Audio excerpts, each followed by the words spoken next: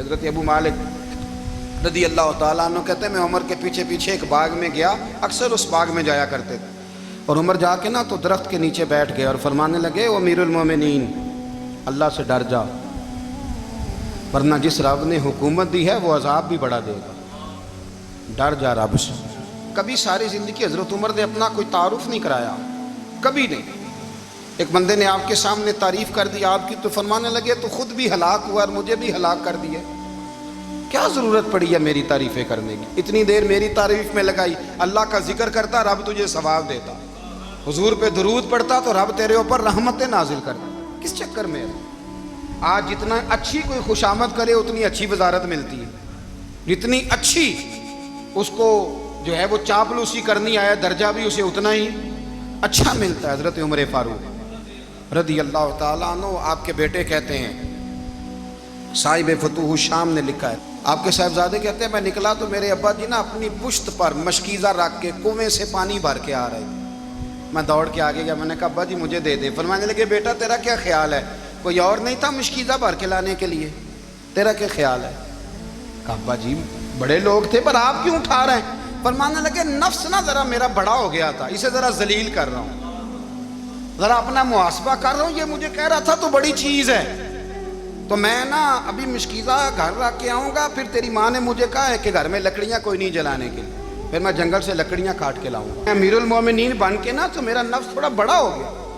اب یقین کریں ہمارا ہاضمہ خراب ہو جاتا ہے جب تک ہمارا تعارف صحیح نہ ہو، ہمارا تعارف ٹھیک نہ ہو، میں یہ ہوتا ہوں میں وہ ہوتا ہوں، چھوڑ مٹی دیں تے مٹی رہنا ہی، مٹی دیں تے مٹی دیں تے مٹی رہنا ہی، ایویں کادی بلے بلے اج مٹی دے اتے بندیا تے کل مٹی دے تھلے، مٹی دیں تے مٹی رہنا ہی، کادی بلے، مجھے پوچھ لو مجھے جان لو میرا نام لے لو، میں بھی آیا ہوں، میں بھی ہوتا ہوں، میرا بھی یہ تذکرہ ہے۔ جس کو اپنا تعارف کرانا پڑ گیا اس سے بھی زیادہ کمزور کوئی ہے؟ فوٹو میں دکھاتا پھرتا ہے فلانے کے ساتھ فوٹو، فلانے تو کمزور بندے یہ کام کرتے۔ حضرت عمر فاروق اللہ اکبر، حضرت عمر جیسا بندہ 24 لاکھ مربع میل کا حکمران، اور شاہ روم کو خط لکھ کے کہتا ہے میں منت نہیں کرتا میں حکم دیتا ہوں، اتنا تگڑا بندہ۔ جنگ قادسیہ کے لیے حضرت سعد بن ابی وقاص کو بھیجا، فتوح الشام پڑھ کے دیکھیں، حضرت عمر بڑے پریشان ہیں، اتنے دن ہو گئے کوئی رپورٹ ہی نہیں آئی، اب تو موبائل ہے نا، ایک ایک منٹ کی رپورٹ لیں آپ، بلکہ آپ ایک ایک منٹ کی فوٹو لیں، آپ رپورٹ تو دور رہ گئی۔ حضرت عمر فاروق رضی اللہ تعالیٰ عنہ بڑے پریشان ہیں کہ قادسیہ میں حضرت سعد بن ابی وقاص کے ساتھ لوگ جہاد کرنے گئے، رپورٹ کوئی نہیں آ رہی، اتنے پریشان تھے کہ باہر نکل کے نا اس رستے پہ بیٹھ جاتے جو رستہ قادسیہ کی طرف سے آتا تھا، جو بھی آتا جاتا پوچھتے جنگ کے کیا حالات ہیں۔ ادھر جب اللہ نے فتح دے دی نا تو حضرت سعد بن ابی وقاص رضی اللہ تعالیٰ عنہ نے نا ایک قاصد کو خط دے کے بھیجا، کہنے لگے عمر کے پاس جاؤ، انہیں اطلاع دو کہ الحمدللہ اللہ نے اسلام کو فتح عطا کر دی۔ یہ حضرت عمر کو جا کے دینا، وہ بڑے پریشان ہوں گے۔ وہ جو اس زمانے میں اس طرح ہوتا تھا کہ کئی دور دور سے صحابہ جو دوسرے شہروں کے ملکوں کے رہنے والے ہوتے تھے وہ بھی آ کے شامل ہو جاتے تھے جہاد میں، کوئی ایک دفعہ مدینے آیا، کوئی 2 دفعہ آیا، پھر اپنے اپنے علاقوں میں بہت سارے لوگوں نے زیادہ دفعہ حضرت عمر کو دیکھا بھی نہیں تھا۔ وہ جو قاصد خط لے کے آیا تھا نا اس نے ایک آدھ دفعہ دیکھا تھا، حضرت عمر بوڑھے ہو گئے، وہ پہچانتا نہیں تھا، ادھر سے وہ خط لے کے آ گیا۔ حضرت عمر مدینے سے باہر نکل کے اس روڈ پہ بیٹھے تھے جو قادسیہ سے آتا تھا، جب اس آدمی کو آتے دیکھا تو حضرت عمر اٹھ کے کھڑے ہو گئے، فرمانے لگے قادسیہ سے آ رہے ہو؟ وہ کیا کہتا ہے؟ پھٹے پرانے کپڑے، ٹوٹے ہوئے جوتے، سر پہ پرانی پگڑی، کہنے لگے غلام مدینے کے رہنے والے ہو؟ حضرت عمر کہنے لگے ہاں مدینے کا ہوں۔ کہا میں قادسیہ سے آیا ہوں، الحمدللہ اللہ نے اسلام کو فتح دے دی ہے، الحمدللہ کفر کی کمر ٹوٹ گئی ہے۔ اس نے یہ بات کر کے تو گھوڑے کو ایڑی لگائی، گھوڑا دوڑنے لگا مدینے کے، حضرت عمر بھی ساتھ ساتھ دوڑ رہے، فرمانے لگے اچھا بتاؤ خالد بن ولید کا کیا حال ہے؟ تھوڑا آگے جا کے فرمانے لگے اسامہ بن زید کیسے ہے؟ وہ کہتے ہیں ٹھیک ہے۔ پھر اس نے اور گھوڑا، عمر ساتھ ساتھ دوڑ رہے ہیں، ساتھ ساتھ 24 لاکھ مربع میل کا حکمران، ایک جوتا پیر سے نکل گیا، عمر دوڑ رہے ہیں۔ آگے جا کے پوچھتے ہیں سعد بن ابی وقاص کا کیا حال ہے؟ کہا حضور وہ بھی ٹھیک ہے۔ کتنے لوگ میرے شہید ہو گئے مسلمانوں میں سے؟ کہنے لگا صحیح گنتی کا نہیں پتا، یہ لفظ ادا ہوتے ہوتے مدینے کی سرحد آ گئی. لوگوں نے عمر کو گھوڑے کے ساتھ دوڑتے دیکھا تو کہا امیر المومنین کیوں دوڑ رہے ہیں؟ وہ غلام چھلانگ لگا کے نیچے آیا, قدموں میں بیٹھ گیا, کہنے لگا حضور آپ نے بتایا ہی نہیں آپ امیر المومنین ہیں. آپ فرمانے لگے کیا بتاتا, میں تو اونٹ چرانے والے کا پتر ہوں, کیا بتاتا؟ وہ عمر ہوں جس نے اپنے گناہوں کا حساب دینا ہے, کیا بتاتا؟ جو سعد بن ابی وقاص کو جہاد پہ بھیج کے خود بزدلوں کی طرح گھر میں بیٹھا ہے, کیا بتاتا؟ کوئی حیثیت نہیں, کوئی طور. تو نے اچھا کیا, تو مجاہد تھا, مجھے ساتھ ساتھ دوڑایا, تو نے اچھا کیا. جتنے لوگ تھے چیخیں مار کے رونے لگے. حضرت فاروق اعظم سے کہنے لگے عمر جب تک تیرے جلوے رہیں گے اللہ کامیابیاں ہی عطا فرمائے گا, جب تک تیرا رنگ رہے گا اللہ تعالیٰ نوازتا ہی رہے گا. کچھ نہیں کبھی اپنا آپ ظاہر ہی نہیں کیا. بہت بڑے تھے, بہت بڑے تھے حضرت عمر, بڑے تھے. حضرت ابو رافع غلام تھے, قرآن پاک بڑا سونا پڑھتے تھے. حضرت عمر جب بھی انہیں ملتے کہتے ابو رافع تو عمر سے اچھا ہے, قرآن بڑا شاندار پڑھتا ہے. تو وہ کہتے حضور اگر میں قرآن صحیح پڑھتا ہوں تو آپ کو قرآن کی تشریح زیادہ صحیح آتی ہے, آپ بھی تو مجھ سے افضل ہیں. تو آپ فرماتے نہیں پھر بھی تو مجھ سے افضل ہے. کیوں؟ اس لیے کہ تو اپنے آقا کی نوکری بھی ٹھیک کرتا ہے اور رب کی عبادت بھی ٹھیک کرتا ہے, اور مجھے خالص صرف عبادت کرنی ہوتی ہے وہ بھی ٹھیک نہیں کر پاتا. ساری زندگی اپنا محاسبہ, ساری زندگی اپنے گریبان میں دیکھا, ساری زندگی اپنے آپ کو پرکھا, اپنے آپ کو ٹٹولا. 62 سال عمر بیت گئی. حضرت حذیفہ بن یمان ایک صحابی تھے, میرے نبی کریم علیہ السلام ان سے راز کی باتیں کرتے تھے. ہر بندے کا ہاضمہ ٹھیک نہیں ہوتا, سب سے راز کی بات نہیں کرنی چاہیے. حضرت حذیفہ بن یمان کہتے ہیں حضور راز کی باتیں بتاتے. مدینہ منورہ میں جو منافقین تھے ان کی لسٹ بھی نبی پاک نے حضرت حذیفہ بن یمان کو دی تھی. جب کوئی مشکوک آدمی مر جاتا نا تو صحابہ کہتے ہیں ہم دیکھتے اگر حضرت حذیفہ نے جنازہ پڑھا ہے تو ہم بھی جنازہ پڑھ لیتے. نبی پاک نے بھی کچھ جنازے نہیں پڑھے, ترمذی میں ہے, فرمایا عثمان سے جو بغض رکھے اس کا جنازہ نہیں پڑھیں گے. حضرت حذیفہ بن یمان اگر جنازہ پڑھتے تو لوگ پڑھتے, وہ نہ پڑھتے تو لوگ جنازہ نہ پڑھتے. حضرت حذیفہ بن یمان کہتے ہیں جناب عمر فاروق کی خلافت کے آخری ایام تھے, کچھ دنوں کے بعد وہ شہید ہو گئے. فرماتے آدھی رات کا وقت تھا, میں گھر میں سویا تھا بڑا بے فکر, اچانک میرے دروازے پہ دستک ہوئی, میں گھبرا کے اٹھا, اتنی رات کو کون آیا؟ کہتے ہیں قربان جاؤں, دروازے پہ گیا تو امیر المومنین فاروق اعظم دروازے پہ. میں نے کہا عمر کوئی حکم تھا تو مجھے بلا لیتے. کہنے لگے میں نا امیر بن کے نہیں آیا, تیرا ویر بن کے آیا ہوں. امیر المومنین کی حیثیت سے سرکاری کام سے بلاتا تو وہاں بلاتا, مجھے ایک ذاتی کام پڑ گیا. کہتے ہیں میں نے عمر کو گھر کی اندر بلا کے چارپائی پہ بٹھایا. میں نے کہا حضور میں غریب آدمی ہوں, میں کیا آپ کے کام آ سکتا ہوں؟ تو کہتے ہیں انہوں نے نا مجھے ساتھ بٹھا لیا, پھر میرا ہاتھ پکڑ لیا. کہنے لگے تو عمر کو جانتا ہے؟ عمر جھوٹ نہیں بولتا. تو جانتا ہے عمر وعدوں کا پکا ہے؟ کہا حضور جانتا ہوں. کہا میں اس وقت آیا ہوں جب دیکھ بھی کوئی نہیں رہا. حضرت حذیفہ بن یمان کہتے ہیں پریشان ہو گیا, حضور پہلیاں نہ بجھوائے, مہربانی کر بتائیں کدھر آئے ہیں. تو حضرت عمر فاروق فرمانے لگے 62 سال کا ہو گیا ہوں, 63 میں چل رہا ہے, داڑھی سفید ہو گئی ہے, پھل پک گیا, اٹھ فریدہ ستیا, داڑھی آ گئی پور, اگا نیڑے آ گئی, پیچھا رہ گئی دور. اب نا اب قبر اشر کا معاملہ صاف نظر آنے لگا ہے. کہا حضور مجھ سے کیا چاہتے ہیں؟ حضرت عمر رو پڑے, کہنے لگے آج میں عشاء کے بعد نکلا ہوں تو نبی پاک کے صحابہ مجھے نیک کہہ رہے تھے, پھر میں نے بچوں کی ماں سے اور بچوں سے بھی پوچھا ہے, وہ بھی مجھ سے راضی ہیں. پر حذیفہ تیرے ساتھ نبی پاک راز کی باتیں کرتے تھے, سچ بتا کہیں عمر کا نام منافقوں میں شامل تو نہیں؟ سچ بتا ان منافقین میں تو شامل نہیں, کہیں اوپر سے تو نہیں سارا کچھ؟ حضرت حذیفہ بن یمان کہتے ہیں میں باپ کے مرنے پہ اتنا نہیں رویا جتنا عمر کے سوال پہ رویا. میں قدموں میں بیٹھ گیا, میں نے کہا نہیں عمر یہ تو میں نے نہیں سنا, لیکن یہ میں نے نبی پاک سے ضرور سنا ہے کہ میرے بعد اگر کوئی نبی ہوتا تو عمر ابن خطاب ہوتا.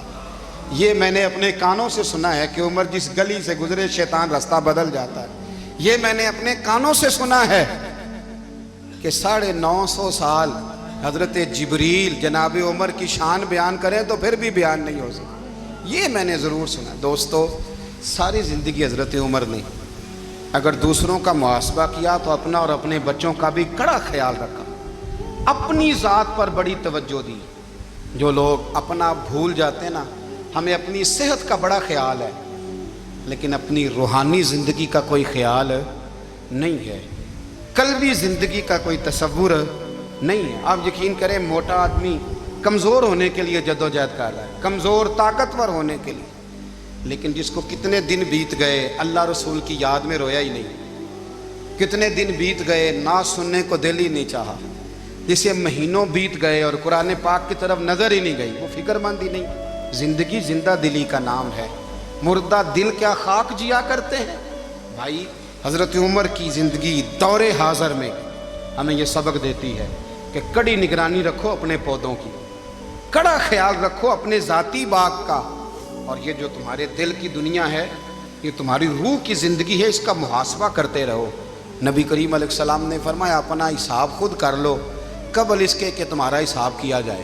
اپنا حساب، ہم ساری دنیا کا حساب کرتے پھرتے ہیں، کوئی کہاں سے کماتا ہے کہاں کھاتا ہے، پر اپنا حساب حضور نے فرمایا حساب کر لو قبل اس سے کہ تمہارا حساب، مولا علی فرماتے ہیں نماز پڑھ لو قبل اس کے کہ تمہاری نماز پڑھی جائے۔ اپنا محاسبہ کریں، تھوڑا سا نا اوپر دائیں بائیں دیکھنے کی بجائے تھوڑی سی گردن جھکا کے نا، درویش کہتے ہیں برے بندے نو میں لبن ٹریا تے جگ تے ملیا نہ کوئی، اپنے اندر چاہتی پائی تے میں تھوں برا نہ کوئی۔ حضرت عمر فاروق رضی اللہ تعالیٰ عنہ نا باہر والوں کا بھی بڑا سخت حساب کرتے تھے، بڑا۔ ایک گورنر صاحب نے لباس بڑا شاندار پہننا شروع کر دیا تھا تو حضرت عمر نے اتروا کے نا تو انہیں ٹاٹ کا لباس پہنا کے تو اونٹ چرانے کی ڈیوٹی دے دی تھی، اتنا سخت احتساب کرتے۔ کسائی کی دکان پر بھی 1-2 گھنٹے کھڑے ہوتے تھے، جو آدمی مسلسل 2 دن گوشت خریدتا تھا نا، فرماتے تھے اس کا ٹیکس بڑھا دو، لوگوں کو دال نہیں مل رہی اور یہ روز گوشت کھاتا ہے۔ حضرت فاروق اعظم اس کو جزیہ کہا جاتا تھا، یا کچھ اور معاملات ہوتے تو بڑھا دیتے تھے۔ مسلسل جو 2 دن آدمی گوشت کھاتا تھا، فرماتے تھے مدینے میں غربت ہے، اگر یہ والا نظام تم کرو گے تو غریب لوگ کس کی طرف دیکھیں گے۔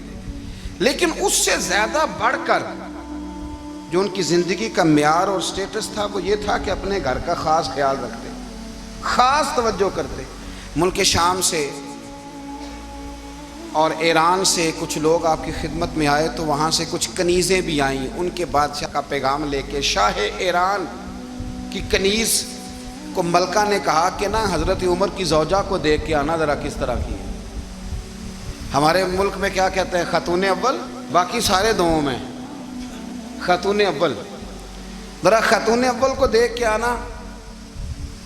تو وہ جب آئی نا گھر میں ملنے تو کہا کہ مجھے میری ملکہ نے کہا تھا کہ عمر کی زوجہ سے اہلیہ سے ملاقات کر کے آنا۔ تو حضرت عمر کی اہلیہ نے نا ایک جوڑا کپڑوں کا دے دیا ملکہ کے لیے اور ایک خوشبو کی شیشی دے دی۔ اب جب وہ تحفے وہاں گئے تو اس ملکہ نے نا کچھ سونے کا سامان بھیجا، کچھ زیورات بھیجے، کچھ تحائف بھیجے۔ جب حضرت عمر کے گھر آئے نا، وہ خادم لے کے آیا، اس نے کہا جی آپ کی اہلیہ نے تحفے بھیجے تھے، تو جواب میں شاہ ایران کی بیوی نے، یہاں جس ملک کا وہ سفیر تھا، انہوں نے بھی یہ بھیجے ہیں۔ تو حضرت عمر فاروق نا وہ تحفے لے کے گھر گئے تو جا کے کہنے لگے اپنی اہلیہ سے، یہ تو کب سے تحفے تحائف بھیجنے لگ گئی ہے، یہ کب سے نظام شروع ہو گیا؟ تو کہ حضور تحفہ دینا لینا تو ٹھیک ہے، سنت ہے، محبت بڑھتی ہے، تو یہ کوئی قباحت نہیں، اور میں نے اپنی ذاتی استعمال کے لیے جو چیزیں رکھی تھی وہ میں نے دی ہیں۔ تو حضرت عمر فاروق رضی اللہ تعالیٰ عنہ فرمانے لگے ہم نے کسی ملک کے ساتھ اور اس کے بادشاہ کے ساتھ ذاتی تعلق نہیں بنانا، تعلق جو بھی بنے گا رسول اللہ کے دین کی برکت سے بنے گا، ذاتی رشتے نہیں ہم نے قائم کرنے۔ ذاتی آپ کے ملک کی جو ایئر لائن جس کا ہر سال خسارے کا ڈنڈورا پیٹا جاتا ہے نا، وہ ہمارے بادشاہ صاحب اور صدر صاحب اگر غیر ملکیوں کو گھوڑا کبھی بھیجنا ہو نا، گھوڑا، تو پورا ایک جہاز گھوڑا لے کے تحفے میں جاتا ہے، پورا جہاز غریب قوم کا یہ سرمایہ، اور قوم بڑی بادشاہ ہے، لائنوں میں لگ کے ووٹ دیتی ہے۔ 2 کام ہمیشہ لائن میں لگ کے کرنے، ایک بل لائن میں لگ کے جمع کرانا ہے اور ایک ووٹ لائن میں لگ کے، تاکہ پھر پورے 5 سال لائن میں ہی لگے رہیں۔ مرضی سے آپ ووٹ دینا، پر جو بات درست ہے اس کو سنو۔ حضرت عمر فاروق رضی اللہ تعالیٰ عنہ نے اپنی اہلیہ سے پوچھا کتنے کا تھا وہ تیرا جوڑا اور خوشبو کی شیشی؟ انہوں نے کہا 3 دینار کی۔ فرمایا یہ 3 دینار تیرے اور باقی جو تحفے آئے ہیں وہ تو خود کہہ، چونکہ اس نے تیرے نام بھیجے ہیں، تو کہہ کہ میں مال غنیمت میں دیتی ہوں، تو کہہ میں مسلمانوں کو کہہ۔ تو زوجہ ہنس پڑی، کہنے لگی میں نام بھی کہوں تو مجھے کہنا تو پڑے گا ہی، کہنا تو میں نے ہے ہی، جو کہ سامنے عمر فاروق ہیں، لہذا فرمایا کہہ دیتی ہوں میں نے دیا خزانے کو۔ حضرت عمر نے جمع کرا لیا۔ میں یہ کیا بات ہوئی، میرے گھر والے جو مرضی کریں، ان کا معیار زندگی جس طرح کا مرضی ہو۔ اور حضرت عمر ایک جملہ کہا کرتے تھے، اللہ کرے کہ یہ باتیں اس دور حاضر میں ہماری سمجھ میں آئیں۔ حضرت عمر فاروق رضی اللہ تعالیٰ عنہ اپنے بچوں کو فرمایا کرتے تھے کہ بہت آدمی کو بھوک لگی ہو نا، اور پھر اس کی پسند کا کھانا پکا ہو، تو اتنے شوق سے وہ اس کھانے کو دیکھتا ہے نا، فرمایا اس طرح پوری قوم اپنے بادشاہوں کے خاندان کو دیکھتی ہے، اس تیزی کے ساتھ دیکھتے ہیں کہ ان کے گھر میں کیا ہو رہا ہے، ان کا معیار زندگی کیا ہے، ان کا سٹیٹس کیا ہے۔ آپ کے بچے دونوں کاروبار کے لیے مصر گئے، ایک بہت بڑا قافلہ گیا مدینے سے مصر تجارت کے لیے، تو یہ گئے تجارت کے لیے، تو حضرت عبداللہ ابن عمر، حضرت عبید اللہ ابن عمر، حضرت عمر کے دونوں بیٹے گئے۔ جناب عمر فاروق کے بچے جب وہاں پہنچے تو مصر کے گورنر نے نا لوگوں کو تعارف کرایا کہ یہ عمر فاروق کے بیٹے ہیں۔ ایک چھوٹی سی بات کر دوں، یہ چودھری کے بیٹے کو کون بتاتا ہے کہ تو چودھری کا بیٹا ہے؟ باہر والے بتاتے ہیں، گھر والے۔ اور سیٹھ صاحب کے بیٹے کو کون بتاتا ہے کہ تو سیٹھ صاحب کا بیٹا ہے؟ اور مالک کو کون بتاتا ہے کہ تو مالک کا بیٹا ہے اور یہ کرایہ دار ہے؟ یہ کون بتاتا ہے؟ یہ سوچ ہم دیتے ہیں بچوں کو۔ چودھری اور کمی کی سوچ، امیر اور غریب کی سوچ، مالک اور کرایہ دار کی سوچ، گھر کے مالک کی اور کام کرنے والے کی سوچ، یہ ہم دیتے ہیں۔ یاد رکھنا، یہ ہم دیتے ہیں، یہ ہمارا مزاج ہے، یہ باہر سے نہیں آتی۔ تو کوئی شہزادہ ہے، تو سیٹھ ہے، تو نواب ہے، یہ سوچ باہر سے نہیں آتی، یہ اماں سوچ دیتی ہے، اماں، یہ ابا سوچ دیتا ہے۔ اور پھر جب تباہی اترتی ہے تو اس کے ذمہ دار بھی باہر والے نہیں ہوتے، گھر والے ہوتے ہیں، گھر والے۔ ہمارے بچوں کی طبیعتوں پر زیادہ نقش باہر والوں کا نہیں ہوتا، گھر والوں کا ہوتا ہے، یاد رکھیے گا۔ حضرت عمر فاروق رضی اللہ، بچے ہیں، شہزادے ہیں، وہ کاروبار کرنے گئے اور وہاں بتایا گورنر صاحب نے کہ یہ فاروق اعظم کے بچے ہیں، امیر المومنین کے۔ لوگوں نے ان سے زیادہ مال خریدا، تجارت میں زیادہ نفع ہوا، ظاہر ہے کہ وہ آپ کے جو اللہ خیر کرے حکمران ہیں، ان کے کاروبار کتنے ملکوں میں ہیں، کس بنیاد پر ہیں؟ وہ صرف اس بنیاد پر کہ وہ حکمران رہے، ان کے لیے آسان تھا بڑے لوگوں سے تعلقات بنانا۔ حضرت عمر فاروق رضی اللہ تعالیٰ عنہ کے بچے ڈھیروں مال کما کے جب واپس آئے نا، تو حضرت عمر سے آ کے بچوں نے بطور محبت کا، ابا جی اللہ نے بڑا ہی فضل کیا ہے، بڑا مال کمایا الحمدللہ، یہ دیکھیں کتنا نوازا ہے۔ تو حضرت عمر کہنے لگے سارے قافلے نے اتنا ہی کمایا ہے، سارے قافلے نے اتنا ہی کمایا ہے؟ تو حضور نہیں، سارے قافلے نے اتنا نہیں کمایا، سب کو اتنا نہیں ملا۔ وہ تو وہاں گورنر صاحب نے لوگوں کو تعارف کرایا تھا کہ یہ عمر کے بچے ہیں، تو لوگوں نے پھر ہم سے بڑا ہی خریدا۔ تو حضرت عمر فرمانے لگے ٹھیک ہو گیا، میں بات سمجھ گیا، اس طرح کرو، جو تمہاری اصل زر تھی نا، جو راز تھی، وہ رکھ لو، اور باقی سارا مال خزانہ میں جمع کرا دو، اس لیے کہ یہ تم نے تجارت نہیں کی، یہ تم نے اپنے باپ کا نام بیچا ہے، یہ تم نے امیر المومنین کے بیٹے ہونے کا فائدہ اٹھایا ہے۔